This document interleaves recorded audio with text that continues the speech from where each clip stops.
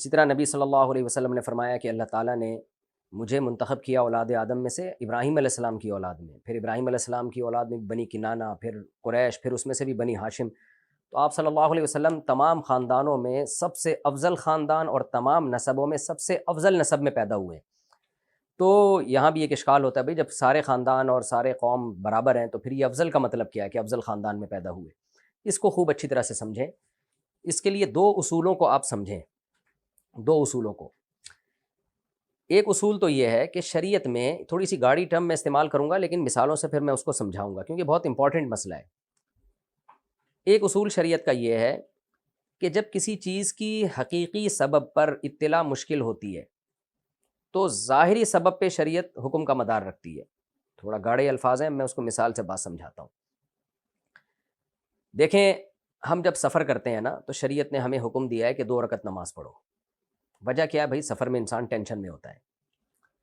تو اصولی طور پر شریعت کو یہ کہنا چاہیے تھا کہ جب آپ سفر کرو، اگر آپ کو سفر میں ٹینشن ہو تو 2 رکعتیں پڑھو، ٹینشن نہیں ہے تو پوری 4 پڑھو۔ یعنی 2 رکعتیں جو پڑھنے کا حکم دیا گیا، یہ ایک حکم ہے۔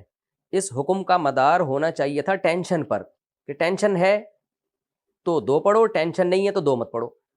لیکن اگر شریعت یہ کہہ دیتی نا ہمیں، تو ٹینشن کم نہیں ہوتی، ٹینشن اور بڑھ جاتی۔ اس لیے کہ ہم سفر میں یہی سوچتے رہتے ہیں، پتہ نہیں ٹینشن ہے یا نہیں ہے، پتہ نہیں میں سفر میں پریشان ہوں یا سفر میں خوش ہوں میں۔ تو شریعت نے کیا کیا؟ 2 رکعتیں جو ایک حکم ہے، ایک آرڈر ہے، اس کا مدار ٹینشن پہ نہیں رکھا، بلکہ سفر جو ایک ٹینشن کا سبب ہے اس سفر پہ رکھ دیا کہ ابے بھائی اس ٹینشن میں مت پڑو گے، تمہیں ٹینشن ہے بھی نہیں ہے، بس سفر ہے تو سمجھو ٹینشن ہے، بس سفر پہ حکم کا مدار رکھ دیا شریعت نے۔ حالانکہ اب بعض دفعہ ہمیں سفر میں ٹینشن نہیں ہوتی بلکہ ہم انجوائے کر رہے ہوتے ہیں، گھر میں ہمیں ٹینشن ہوتی ہے اور اس ٹینشن سے بچنے کے لیے آدمی سفر کر رہا ہوتا ہے بعض دفعہ، پھر بھی شریعت نے کہا بھائی 2 رکعتیں پڑھنی ہے۔ اس لیے کہ اب شریعت نے 2 رکعت جو ایک آرڈر ہے، ایک حکم ہے، اس کا مدار مشقت پہ نہیں رکھا، بلکہ مشقت کا ایک سبب ہے سفر، جو ایک ظاہری سبب ہے۔ عام طور پر سفر میں ٹینشن ہوتی ہے عام طور پہ، تو شریعت نے اب سفر پہ حکم کا مدار رکھ دیا ہے، بھائی سفر ہوگا تو 2 رکعت پڑھو گے، سفر نہیں ہوگا تو 2 رکعت نہیں پڑھو گے۔ ہمیں آسانی کے لیے کہ کون اس میں بحث میں پڑے گا کہ ٹینشن ہے یا نہیں ہے، تو چھوڑو بس، وہ تو اب تمہاری ٹینشن نہیں ہے، وہ اللہ نے تمہاری ٹینشن ختم کر دی ہے۔ تو اب کیا مطلب کہ سبب جو تھا نا 2 رکعت پڑھنے کا، وہ اصل میں سفر تھا، لیکن اس سبب کے سبب پر رکھ دیا شریعت نے۔ سبب کا سبب کیا ہے؟ سبب ہے ٹینشن اور اس کا سبب ہے سفر، تو شریعت نے اب 2 رکعت پڑھنے کا مدار سفر پہ رکھ دیا ہے۔ تو یہاں بھی ایک بات سمجھیں، شریعت نے حکم دیا ہے کہ لڑکی کا نکاح ہونا یہ چاہیے اس کے ہم پلہ میں، دولت کے لحاظ سے بھی اس کے برابر ہو۔ مثال کے طور پر کروڑ پتی لڑکی ہے، انتہائی غریب سے جب وہ شادی کرے گی تو ٹھیک ہے، وہ بھی اللہ کی نظر میں تقوی والا، یہ بھی تقوی والی، آخرت میں عزت کا مدار تو تقوی اور تقوی پر ہی ہے، لیکن نکاح تو ایک دنیاوی چیز ہے نا۔ اگر بے جوڑ کی شادی ہو جائے گی، لڑکی کروڑ پتی ہے، لڑکا کے پاس دھیلا نہیں ہے، تو یہ شادی چل نہیں پائے گی۔ تو اس لیے شریعت نے کیا کہا، بھائی انتہائی درجے کا غریب آدمی، وہ انتہائی درجے کی مالدار لڑکی کا کفو نہیں ہے، ہم پلہ نہیں ہے، یہ شادی چل نہیں پائے گی۔ انتہائی درجے کی ایجوکیٹڈ لڑکی جو بہت زیادہ پڑھی لکھی ہو، اور انتہائی درجے کا کم علم آدمی جو 8ویں سے بھاگا ہوا ہو، یہ لڑکی اس لڑکے کا ہم پلہ نہیں ہے۔ تو لڑکی کا نکاح ہوگا ہم پلہ میں، یعنی کیونکہ عورت اسلام میں شوہر کے ماتحت ہوتی ہے، تو ماتحت اپنے سے کمتر ہو یہ ٹھیک ہے، لیکن سربراہ آپ سے کمتر ہو یہ نہیں چلتا۔ آرمی میں کمیشن آفیسر کے لیے تو دیکھا جاتا ہے پرسنالٹی اور انگلش بھی بولتا ہو اور بات کرنے کا سلیقہ بھی ہو وغیرہ وغیرہ، یہ ساری چیزیں۔ ماتحتوں کے لیے اتنا اونچا معیار نہیں ہوتا۔ وجہ اس کی یہ ہے کہ جو عام فوجی بھرتی ہو رہے ہیں، اگر کمیشن آفیسر جو ان کا آفیسر ہے وہ ان سے کم درجے کا ہوگا تو وہ اطاعت تھوڑی کریں گے اس کی، وہ کہیں گے یار ہمیں زیادہ آتا ہے، اس کو تو کچھ بھی نہیں آتا۔ تو عورت بھی شریعت میں ماتحت ہوتی ہے شوہر کے، تو اس لیے شریعت میں حکم یہ کہ شوہر عورت کے برابر یا اس سے اوپر ہو۔ ہاں بیوی بے شک آپ سے کمتر ہو، یعنی ماتحت، کیونکہ اس نے ماتحت بننا ہے، وہ اس میں کوئی حرج نہیں ہے۔ تو اب اس میں شریعت نے جو ہے نا نسب کو بھی دخل دیا ہے کہ اگر کوئی خاندان لڑکے کا لڑکی سے کم درجے کا ہے تو لڑکی کا نکاح اس میں کرنا ٹھیک نہیں ہے۔ اب یہاں کم درجے کا مطلب کیا ہے اس کو سمجھیں۔ کم درجے کا مطلب یہاں وہ نہیں ہے جو ہندوؤں میں ہے، ذات پات کا فرق، کیونکہ ہندو میں کسی ذات میں ہونا ہی بس انسان کا برا ہے، اس کا مدار اعمال پہ نہیں ہے، جبکہ شریعت میں خاندانوں کے برتری اور کمتری کا مدار ہے اعمال پر۔ ہوتا یہ ہے کہ بعض خاندان ایسے ہوتے ہیں جو صدیوں سے ان کے اندر کچھ بہت واضح خوبیاں ہوتی ہیں، ان میں غیرت، حیا، سخاوت، رشتہ داری جوڑنا، اور آپ کے لیے لڑنا، جب وفا کرنے پر آتے ہیں پوری وفا کرتے ہیں، دغا بازیاں نہیں کرتے، نیچ حرکتیں نہیں ہوتی ان کے اندر، چوریاں چکاریاں یہ نہیں۔ تو جب یہ صدیوں سے کسی خاندان میں تواتر کے ساتھ چلی آ رہی ہوں نا تو اس خاندان کی پہچان بن جاتی ہیں وہ. تو اب ہمارے سامنے وہ خاندان آتے ہی میں پتہ چل جاتا ہے یار یہ کوالٹیز اس کے اندر ہوں گی. تو وہ خاندان اپنے ان اعمال کی وجہ سے برتر کہلانے لگتے ہیں, خاندان کی وجہ سے نہیں, خاندان برائے خاندان نہیں, بلکہ ان اعمال کی وجہ سے. اور یہ گراؤنڈ ریئلٹی پر مبنی ایک حقیقت ہے, اس کا انکار نہیں کیا جا سکتا. اور بعض خاندان ایسے ہوتے ہیں صدیوں سے ان میں کچھ ایسی نیچ حرکتیں ہوتی ہیں, ایسے نیچ غیرت نہیں ہوتی ان میں, وفا نہیں ہوتی ان میں, چوریاں ہوتی ہیں ان کے اندر, گالم گلوچ بہت ہوتی ہے, ان خاندانوں کا حصہ بن جاتی ہے بات بات پہ گالیاں نکالنا, انتہائی فحش. میرے سامنے ایسے ایسے خاندانوں کی رپورٹیں آتی ہیں کہ یعنی آدمی ہل جاتا ہے کہ, اور وہ بتاتے ہیں کہ ہمارے خاندان میں ہے یہ پرمپرا ہے ہماری, یہ چلتی چلی آ رہی ہیں صدیوں سے. یعنی ایسی ایسی حرکتیں کہ اس کو میں درس قرآن میں ہائی لائٹ بھی نہیں کر سکتا.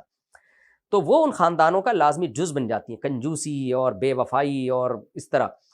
تو اب شریعت کیا کہتی ہے, یہاں بھی وہی اصول ہے کہ بھائی جب لڑکی کا نکاح تم کسی خاندان میں کر رہے ہو تو لڑکی ہے اونچے خاندان کی. اونچے خاندان کا مطلب کیا ہوا, وہ خاندان جن میں اچھی کوالٹیز پائی جاتی ہیں, اچھی صفات پائی جاتی ہیں.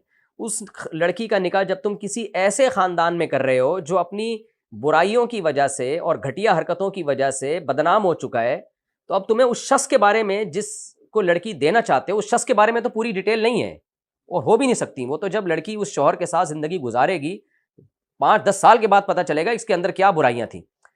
تو اب یہاں بھی ان برائیوں پر حکم کا مدار نہیں رکھا جا سکتا, بلکہ ان برائیاں کا جو سبب ظاہر ہے, وہ سبب ظاہر کیا ہے کہ اس خاندان میں ہونا.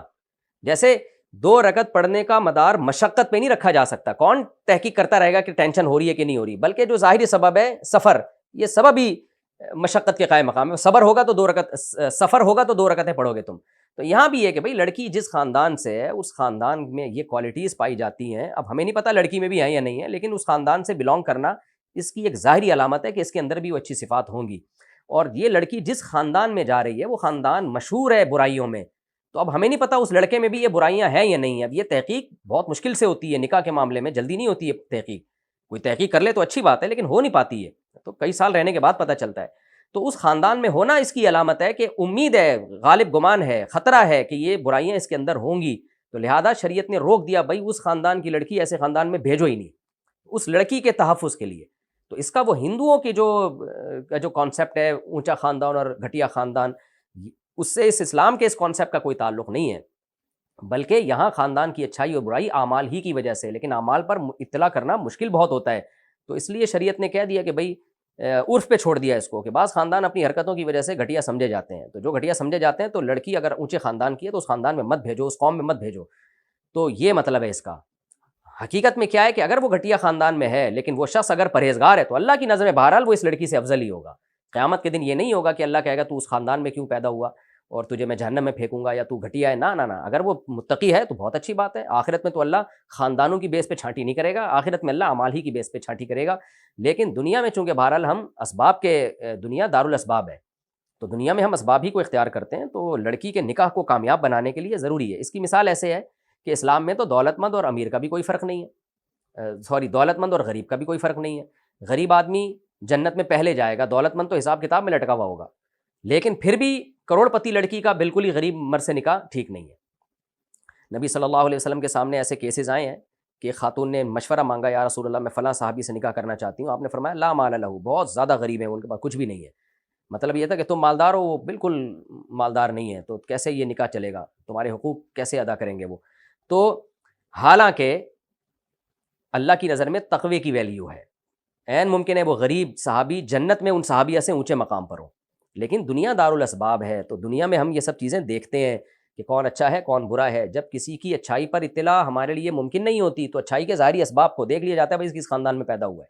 تو کچھ خاندان ایسے ہوتے ہیں جیسے جو ہے نا اپنی عادتوں کی, اپنے پیشے ان کے ایسے ہوتے ہیں کہ ان پیشوں کی وجہ سے ان کے اندر خصلتیں بری پیدا ہو جاتی ہیں. مثال کے طور پر کچھ لوگ بیچارے مجبوری کی وجہ سے گٹر صاف کر رہے ہوتے ہیں, بھنگی بنے ہوئے ہوتے ہیں, مجبور ہوتے ہیں بیچارے وہ, تو آخرت میں اللہ ان کو اونچا مقام دے گا اگر ان کے اعمال درست ہیں. لیکن کیا ہے کہ نسل در نسل یہ کام کرتے کرتے ان خاندانوں میں پھر وہ ایک تعلی اور ایک برتری نہیں رہتی, ان کی سوچ میں کمتری آنا شروع ہو جاتی ہے, ان کے اندر سر اٹھا کے جینے کی ایک ایبلٹی ختم ہوتی چلی جاتی ہے.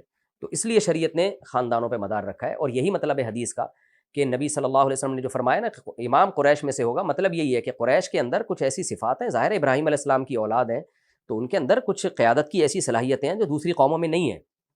تبھی اللہ نے اپنے حبیب صلی اللہ علیہ وسلم کو قریش میں سے منتخب کیا، بنی اسرائیل میں منتخب نہیں کیا اللہ نے، کیونکہ بنی اسرائیل اللہ کی نافرمانیاں کر کر کے جھوٹ بول بول کے اللہ کی آیات کو بیچ کے نا ان کے بلڈ میں یہ چیز شامل ہو گئی تھی، اور نتیجہ کیا نکلتا تھا کہ وہ منافق بھی یہودیوں میں ہی پیدا ہوئے ہیں، بنی اسرائیل میں ہی پیدا ہوئے ہیں۔ تو اللہ نے اب آخری پیغمبر کا انتخاب سب سے اعلیٰ نسل میں کیا، وہ اپنی خوبیوں کی وجہ سے، ابراہیم علیہ السلام کی اولاد میں سخاوت آئی، غیرت آئی، یہ ظاہر ہے ابراہیم کی اولاد ہے، تو آپ کیسے کہہ سکتے ہیں کہ ابراہیم خلیل اللہ کی اولاد میں اور جو اللہ کے دشمن کی اولاد میں کوئی فرق نہیں ہوگا؟ یہ کیسے ہو سکتا ہے؟ یہ چیزیں تو نسلی طور پر ٹرانسفر ہوتی ہیں۔ تو یہ مطلب ہے اسلام میں جو حسب نسب کا فرق رکھا گیا ہے وہ اس کے پیچھے اصل میں اعمال ہی ہیں، اس کے پیچھے اعمال ہیں، اس کے پیچھے قوم برائے قوم نہیں ہے۔ تو اس لیے یہ فرق رکھا گیا ہے کہ نبی نے فرمایا کہ حاکم قریش بنے گا، وجہ اس کی قریش میں قیادت کی صلاحیت ہے، غیرت، حمیت اور بری خصلتوں سے قریشی دور تھے، یہاں تک کہ نبی نے فرمایا خیارکم فی الجاہلیت خیارکم فی الاسلام، جو جاہلیت میں بہتر سمجھے جاتے تھے اسلام میں بھی وہی بہتر ہیں۔ خالد بن ولید رضی اللہ تعالیٰ عنہ قریشی سردار تھے، جاہلیت میں بھی سرداروں والی کوالٹیز تھی ان کے اندر، بہادری تھی، اسلام لانے کے بعد بھی انہی کو عہدہ دیا گیا۔ تو نبی صلی اللہ علیہ وسلم نے ان چیزوں کا خیال کیا عہدہ دیتے ہوئے، اور یہ سب چیزوں میں آپ صلی اللہ علیہ وسلم کا عام اصول یہی تھا۔ تو نکاح میں بھی اس کا خیال کیا جائے گا اور عام اصولوں میں بھی اس کا خیال کیا جائے گا۔ تو یہ اس اشکال کا جواب تھا۔ بہرحال اصول اور جو فضیلت کلی ہے وہ بہرحال یہی ہے کہ تقوی کی بیس پر، ایک بات تو یہ ہوگی۔ دوسرا میں نے جو اصول کہا تھا نا وہ یہ تھا کہ ایک فضیلت جزوی ہوتی ہے، ایک فضیلت کلی ہوتی ہے۔ جیسے ہمارے نبی صلی اللہ علیہ وسلم تمام انبیاء سے افضل ہیں فضیلت کلی کے لحاظ سے۔ انبیاء کا کام ہوتا ہے اللہ کا پیغام اللہ کی مخلوق تک پہنچانا، تو یہ کام جس طرح ہمارے نبی کے ذمے سونپا گیا نا، تو وہ کسی اور پیغمبر کو یہ شرف حاصل نہیں ہوا۔ جو بھی پیغمبر آئیں گے ہمارے نبی ہی کی اطاعت، جیسے عیسیٰ ابن مریم آئیں گے نا جب، تو ہمارے نبی کی اطاعت کریں گے، صرف حضرت عیسیٰ ابن مریم نہیں آنا ہے اور تو کسی پیغمبر نے نہیں آنا، تو وہ بھی ہمارے نبی کی اطاعت کریں گے۔ تو یہ فضیلت اللہ نے جو اصل فضیلت ہے، باقی جزوی طور پر اللہ نے بعض پیغمبروں کو فضیلت دی، حضرت موسیٰ علیہ السلام کو کوہ طور پہ بلا کے خود اللہ براہ راست ہم کلام ہوا کرتے تھے، یہ جزوی فضیلت ہے۔ تو یہاں دوسرا جواب یہ ہے اس آیت کا کہ جزوی طور پر خاندانوں کو اور قوموں کو فضیلتیں حاصل ہو سکتی ہیں، جو کلی فضیلت ہے جس کے لیے انسان کو دنیا میں پیدا کیا گیا وہ ہے تقوی والی فضیلت، کہ تم اللہ کے حکام کو پورا کر کے آ رہے ہو کہ نہیں آ رہے۔ یہ فضیلت بہرحال پرہیزگار ہی کو حاصل ہے، چاہے وہ عربی ہو، چاہے وہ اجمی ہو، چاہے وہ کالا ہو، چاہے وہ گورا ہو، چاہے وہ امیر ہو، چاہے وہ غریب ہو۔ تو یہ دو باتیں تھیں جو اس آیت کی میں اشکالات ہوتے ہیں، اس کا میں نے جواب دیا۔ قالت الاعراب آمنا قل لم تؤمنوا ولكن قولوا اسلمنا، اس کا ایک شان نزول ہے۔ بنو اسد کے کچھ لوگ رسول اللہ صلی اللہ علیہ وسلم کے پاس آئے، وہ تھے اصل میں منافق، اور نہ جہاد کرتے تھے نہ نبی کی اطاعت کرتے تھے، اور پھر دھونس جماتے تھے الٹا کہ ہم تو ایمان لا چکے ہیں اور ہمیں جو ہے نا وہ سارے بینیفٹس اور وہ ساری سہولتیں چاہیے جو مسلمانوں کو ملتی ہیں، اور اس طرح سے نبی صلی اللہ علیہ وسلم کے سامنے اپنا اسلام جتلانے لگے کہ جیسے انہوں نے کوئی احسان کیا ہے نبی صلی اللہ علیہ وسلم پر، یعنی گویا وہ یوں بتا رہے تھے کہ ہم جو ہے نا آپ نے ہمارے خلاف جہاد بھی نہیں کیا اور لڑائی بھی نہیں کی، ہم خود ہی مسلمان بن گئے، اسلام میں داخل ہو گئے، تو گویا ہمارا ہی آپ کے اوپر احسان ہے، ورنہ تو بھائی جنگ ہوتی ہے، جہاد ہوتا ہے، علاقے فتح ہوتے ہیں، اس کے بعد پھر قومیں مغلوب ہوتی ہیں، پھر مغلوب ہونے کے بعد جس کا دل چاہے ایمان لے آئے، ورنہ غلامی کی زندگی اختیار کرے یا جزیہ دے۔ تو ہم نے تو خود سے آپ کو لڑائی جھگڑے کے بغیر ہم اسلام میں داخل ہو گئے، تو گویا کہ یہ ہمارا آپ کے اوپر احسان ہے۔ تو چونکہ وہ منافق تھے تو اس لیے اللہ تعالیٰ نے ان کا تذکرہ کیا کہ قالت الاعراب آمنا، یہ مخصوص اعرابی لوگ آ کے کہتے ہیں ہم ایمان لے آئے۔ قل لم تؤمنوا، اے نبی ان سے کہہ دیجئے کہ تم ایمان نہیں لائے ہو، اللہ تو عالم الغیب ہے نا، اسے تو سب پتہ ہے، وہ اپنے نبی کو بتا دیا اللہ نے۔ ولیکن قولوا اسلمنا، ہاں یوں کہو کہ ہم نے اپنے آپ کو فرما بردار بنا لیا، یعنی ظاہری طور پر ہم نے لڑائی جھگڑا چھوڑ دیا اور ہم نے اپنے آپ کو اس مسلمانوں کے سپرد کر دیا ہے، تو یہاں تک تو ٹھیک ہے، ایمان کا دعوے میں تم غلط ہو۔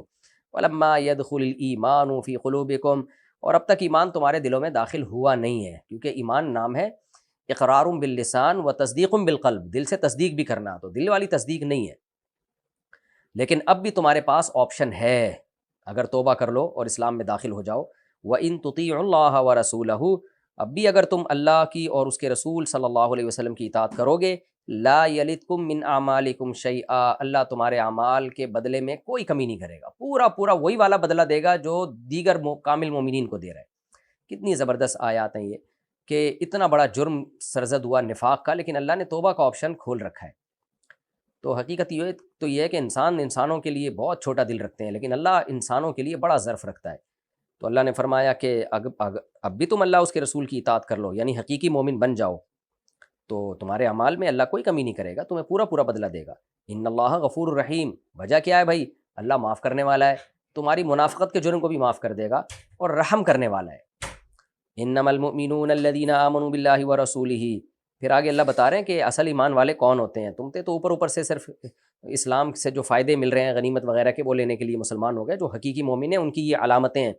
انما المؤمنون، بے شک مومنین تو صرف وہ لوگ ہیں، آمنوا باللہ ورسولہ، جو اللہ پر اور اس کے رسول پر ایمان لائے، ثم لم یرتابوا، پھر ذرا بھی شک نہیں کیا انہوں نے، دل سے ایمان لے کر آئے، وجاہدوا، اور ان کے عمل سے بھی جھلک رہا ہے ایمان، وہ کیا ہے، وجاہدوا باموالہم وانفسہم فی سبیل اللہ، اور انہوں نے اپنے مال اور اپنی جانوں کے ساتھ اللہ کے راستے میں جہاد بھی کیا۔ میں بار بار بتاتا ہوں نا، قرآن جب مومن اور کافر کا ذکر کرتا ہے تو اعلیٰ درجے کے مومن کا اور اعلیٰ درجے کے کافر کا، تو اللہ اعلیٰ درجے کے مومنوں کا تذکرہ کر رہے ہیں۔ اس کا یہ مطلب نہیں ہے کہ جو جہاد نہیں کرتے یا اللہ کی راہ میں خرچ نہیں کرتے وہ منافق ہیں، تو عملی منافق تو ہیں لیکن عقیدے کے منافق نہیں ہیں، کیونکہ کسی گناہ کے کرنے سے انسان کافر نہیں ہو جاتا۔ تو چونکہ اس دور کے کامل مومنین ہی کی یہ صفات تھیں، منافق انہی چیزوں میں ڈنڈی مارا کرتے تھے، اس لیے اللہ نے کہہ دیا، ورنہ حقیقت یہ ہے کہ اگر کوئی جہاد نہ کرے اور اللہ کی راہ میں خرچ نہ کرے، وہ فاسق و فاجر گناہ گار تو ہے، لیکن وہ عقیدے کا منافق اس سے نہیں بن جاتا اگر وہ دل سے اللہ اس کے رسول صلی اللہ علیہ وسلم پر ایمان رکھتا ہے۔ لیکن ظاہری علامات بہرحال کامل مومنین کی یہی ہیں جو کہ ان منافقین میں نہیں پائی جاتی تھیں، تو اللہ نے گویا ان کو بتا دیا کہ تمہارے دل میں جو کفر ہے وہ تو ہم نے بتا ہی دیا وحی کے ذریعے، تمہارے اعمال سے بھی لگتا ہے کہ تم حقیقی مومن نہیں ہو۔ اولئک هم الصادقون، فرمایا یہ لوگ ہیں اپنے دعوے میں سچے، جن کے اعمال سے بھی پتہ لگ رہا ہو کہ یہ مومن ہیں، جو پھر وہ لوگ اگر کہیں نا ہم ایمان لائے تو وہ ہیں اپنے دعوے میں سچے۔ قل اتعلمون اللہ بدینکم، اے نبی آپ ان سے کہہ دیجئے کیا تم اللہ کو اپنے دین کا بتاتے ہو؟ یعنی اللہ دلوں کے حالات نہیں جانتا، اللہ کو بتا رہے ہو کہ ہم مومن ہیں، کیونکہ نبی کے سامنے جب تم اظہار کر رہے ہو تو اس کا مقصد یہ ہے کہ اللہ اس کے رسول دونوں کے سامنے اظہار کرنا، تو اللہ کو تو پتہ ہے، اور جب اللہ کو پتہ ہے تو اپنے نبی کو مطلع نہیں کر سکتا کیا اس پر؟ واللہ یعلم ما فی السماوات وما فی الارض، اللہ جانتا ہے جو کچھ آسمانوں میں اور جو کچھ زمین میں، وہ تو سب کچھ جانتا ہے۔ واللہ بکل شیء علیم، اللہ ہر چیز کا علم رکھتا ہے، لہذا وہ تمہارے دلوں کے بھیدوں کو بھی جانتا ہے۔ یمنون علیک ان اسلموا، اے نبی یہ آپ پر احسان جتلاتے ہیں کہ یہ اسلام لے آئے، انہوں نے اسلام قبول کر لیا، آپ پر احسان جتلا رہے ہیں۔ قل لا تمنوا علی اسلامکم، آپ ان سے کہہ دیجئے مجھ پر اپنا اسلام مت جتلاؤ، تم نے کوئی ہم پر احسان نہیں کیا، جو بھی مسلمان ہو رہا ہے اپنے فائدے کے لیے ہو رہا ہے، نبی پر کوئی احسان نہیں ہے۔ بل اللہ یمن علیکم، بلکہ اللہ نے تم پر احسان کیا ہے، ان ہداکم للایمان، کہ اس نے تمہیں ایمان کی توفیق دے دی، ان کنتم صادقین، اگر تم دعوے میں سچے ہو، یعنی اصولی طور پر تو تم سچے ہو ہی نہیں، تم مومن ہو ہی نہیں، منافق ہو، لیکن اگر بالفرض تم اپنے دعوے میں سچے بھی ہو تو پھر تم پر اللہ کا احسان ہے کہ اس نے تمہیں ہدایت دی۔ اللہ نے کیسے ہدایت دی؟ اللہ نے تم میں پیغمبر بھیج دیے، آسمانی آیات نازل کیں، تمہیں سوچنے کے لیے دل دیا، دیکھنے کے لیے آنکھیں دیں، اور صحیح سمت میں تمہیں گائیڈ کیا، شیطان کو تم پر مسلط نہیں ہونے دیا۔ یہ ساری چیزیں اللہ کے احسانات ہیں، تو اللہ نے تمہیں توفیق دی۔ توفیق کسے کہتے ہیں؟ جعل الاسباب موافقۃ للمطلوب الخیر، جب کوئی آپ اچھائی کا ارادہ کریں تو اس اچھائی کے لیے اسی ایسے اسباب پیدا ہونا شروع ہو جائیں کہ اس اچھائی تک پہنچنے میں آپ کے معاون اور مددگار بنیں۔ اس کو عربی میں توفیق کہا جاتا ہے، کہ ہم کہتے ہیں نا اللہ نے اس کو اچھے عمل کی توفیق دی ہے۔ کیا مطلب؟ یہ چاہتا تھا اچھا بنوں، لیکن بہت سے لوگ چاہتے ہیں نہیں بنتے، رکاوٹیں اتنی آ جاتی ہیں اور ان میں یہ حوصلہ نہیں ہوتا کہ وہ رکاوٹیں عبور کر لیں۔ بہت سے لوگ چاہتے ہیں تو اللہ ان کے لیے ایسے اسباب پیدا کر دیتے ہیں، تو ایسے اسباب پیدا ہو جاتے ہیں کہ وہ اچھائی کی طرف چلے جاتے ہیں۔ وہ تو تبھی جیسے قرآن میں آتا ہے نا کہ کنتم علی شفا حفرۃ من النار، اللہ نے صحابہ سے فرمایا تم شرک کی وجہ سے جہنم کے گڑھے کے قریب پہنچ چکے تھے، فانقذکم منہا، اللہ نے احسان کیا کہ نبی بھیجا اور تمہیں توحید کے راستے پہ ڈال دیا نبی کے ذریعے صلی اللہ علیہ وسلم۔ تو اللہ تعالیٰ فرماتے ہیں قل لا تمنوا علی اسلامکم، ان سے کہہ دیجئے کہ تم ہم پر احسان نہ جتلاؤ، اللہ نے تم پر احسان کیا ہے، ان ہداکم للایمان، کہ تمہیں ایمان کی اللہ نے توفیق دی، ان کنتم صادقین، اگر تم دعوے میں سچے ہو۔ دیکھیں اس میں یہ بھی داخل ہے کسی مسلمان کے ایمان والے کے گھر میں پیدا ہو جانا، کافر کے لیے اسلام لانا ہماری نسبت مشکل ہے، حقیقت میں تو کوئی مشکل نہیں ہے، اللہ نے حق اور باطل کو 2 اور 2 4 کی طرح واضح کیا ہے، اور اتنا آسان کر دیا اسلام کو کہ اگر کوئی کافر مسلمان ہونا چاہے اور اس کو موت کا خوف ہے یا ٹارچر کرنے کا خوف ہے تو وہ اپنے ایمان کو چھپا بھی سکتا ہے، اتنا آسان کر دیا۔ لیکن مسلمان کے لیے بہرحال اس سے بھی زیادہ آسان کر دیا کہ اللہ نے اس کو مسلم گھرانے میں پیدا کر دیا، گریوی میں اس کو مفت میں اس کو ایمان مل گیا۔ تو اس لیے ہمیں بھی خاص طور پر وہ لوگ جو مسلم گھرانے میں پیدا ہوئے ہیں ان کو تو بہت زیادہ اللہ کا شکر ادا کرنا چاہیے کہ اللہ نے ہمیں ایمان کی توفیق دی. کیا مطلب؟ جعل الاسباب موافقۃ للمطلوب الخیر، یعنی جعل لنا الاسباب موافقۃ للمطلوب الخیر. اللہ نے ہمارے لیے ایک خیر کے، یعنی خیر ہے ایمان لانا، اسلام لانا، تو اللہ نے ہمارے لیے اسباب آسان کر دیے. وہ آسان کیسے کیے؟ ہمیں مسلمان گھروں میں پیدا کر دیا اللہ نے، ہمارے ماں باپ کو مسلمان بنایا اللہ نے. تو یہ ہمارے لیے تو بہت ہی اللہ کا ہم پر احسان ہے کہ ہمارے لیے تو بہت آسان کر دیا اللہ نے. اسلامی کنٹری میں پیدا کیا، مسلمانوں کے ماحول میں پیدا کر دیا، چاروں طرف مسلمان ہیں، مسجدیں، اذانیں ہیں، نمازیں ہیں، خود ہمارے والدین بھی مسلمان، ہمارے رشتہ دار بھی مسلمان، بہن بھائی بھی مسلمان. تو یہ تو ہم پر بہت ہی بڑا اللہ تعالیٰ نے احسان کیا. اگر یہ احسان نہ کرتے اور ہمیں آزمائش میں ڈال دیا جاتا تو پتہ نہیں ہم اسلام کی طرف آتے نہ آتے، جہنم کا ایندھن بن جاتے. تو اس لیے علماء کہتے ہیں کہ اللہ کا نا روزانہ اس پہ بہت زیادہ شکر ادا کرنا چاہیے کہ اللہ تو نے ہمیں بہت بڑی آزمائش سے بچا کے ہمیں مسلم گھرانے میں پیدا کر دیا. تو اللہ ان منافقوں سے کہہ رہے ہیں اللہ نے تم پر احسان کیا ہے، ان ہداکم للایمان، کہ اللہ نے تمہیں ایمان کی توفیق دی، ان کنتم صادقین، اگر تم اپنے اس دعوے میں سچے ہو. تو اس لیے نبی پر مت جتلایا کرو. اس آیت سے ہمیں یہ بھی پتہ چلا کہ ٹیچروں کے سامنے، بڑوں کے سامنے احسان جتلانا، ماں باپ کے سامنے احسان جتلانا، یہ سب اس میں داخل ہے. بیٹا جو ہے وہ پیسہ کمانے لگتا ہے تو باپ کے سامنے احسان جتلاتا ہے کہ میں نے آپ پر اتنا خرچ کیا. بھائی اللہ کا آپ پر احسان ہے کہ اللہ نے آپ کو اس قابل بنائے کہ آپ اپنے والدین کو کھلا رہے ہیں، تو یہ اللہ کا آپ پر احسان ہے. تو بڑوں کے سامنے نا کبھی بھی کسی خوبی کو لے کر ان پر احسان جتلانا یہ برا عمل ہے. نبی کا مقام تو سب سے اونچا ہے نا، تو اس لیے اللہ کو یہ بات پسند نہیں آئی کہ کوئی نبی کے سامنے آ کے کہے کہ ہم اسلام لائے ہیں، ہم نے یہ کیا ہے، ہم نے یوں کیا ہے. ایسا یہ بہت ہی غلط حرکت ہے. تو ان اللہ یعلم غیب السماوات والارض، اللہ تعالیٰ آسمانوں اور زمینوں کے غیب کو جانتے ہیں. اللہ کو سب معلوم ہے کون اسلام دل سے لایا ہے، کون اوپر سے اسلام لایا ہے، اور کون نبی کے سامنے اسلام کا اظہار کر کے جتلا رہا ہے، اور کون شکر کی نیت سے کر رہا ہے یہ کام. کیونکہ بعض دفعہ انسان شکر کے لیے بھی کوئی بات اپنے اندر کوئی کوالٹی ہوتی ہے وہ بیان کر رہا ہوتا ہے، نیت اس کی ہوتی ہے اللہ کا شکر ادا کرنا، اور بعض دفعہ لیبل شکر کا ہوتا ہے، مقصد اترانا ہوتا ہے. تو اللہ کہتے ہیں مجھے سب معلوم ہے، واللہ بصیر بما تعملون، جو کچھ تم کر رہے ہو اللہ ان تمام چیزوں کو دیکھ رہا ہے. یہ سورہ حجرات تھی، انتہائی اہم سورت تھی. اس سورت کا میں لازمی خلاصہ بیان کروں گا کہ اس میں کتنے سارے احکام اللہ نے بیان کیے ہیں، اور ہمیں ان تمام احکام کو لکھ کے نا اپنی زندگی کا لازمی جز بنا لینا چاہیے. تو میں خلاصے کے طور پر نا اس کے احکام کو اس ایپیسوڈ کے لاسٹ میں ضرور بیان کروں گا. پہلا حکم لا تقدموا بین یدی اللہ ورسولہ، اس کا حاصل یہ کہ شریعت سے آگے مت نکلو. آپ کا کسی بھی بارے میں اختلاف ہوا، آپ کو پتہ چل گیا بھئی اسلام یہ کہتا ہے، تو بس اپنے اختلاف کو چھوڑ دو، بھئی اسلام کے آگے کچھ بھی نہیں ہے. تو پہلا حکم ہمیں یہ پتہ چلا. گھریلو جھگڑے ہوں، ریاستی معاملات ہوں، بھئی جب اللہ کا حکم اس کے رسول کا حکم ہے بس ختم، اب آگے بات نہیں ہوگی. اب ہمیں حکمتوں میں پڑھنے کی ضرورت ہی نہیں ہے. یا ایھا الذین آمنوا لا ترفعوا اصواتکم فوق صوت النبی، اس میں ہمیں پتہ چلا بڑوں کا ادب، نبی کا ادب بھی ہے. جو بھی آپ کے ٹیچرز ہیں، مشائخ ہیں، اساتذہ ہیں، سب کا احترام ہم پہ لازم ہے. خاندان کے بڑے ہوں یا روحانی طور پہ بڑے ہوں، علماء ہوں، سب کا احترام لازم ہے. اور احترام، تیسری بات یہ پتہ چلی کہ کسی کے سامنے اونچی آواز سے بات کرنا یہ بھی احترام کے خلاف ہے.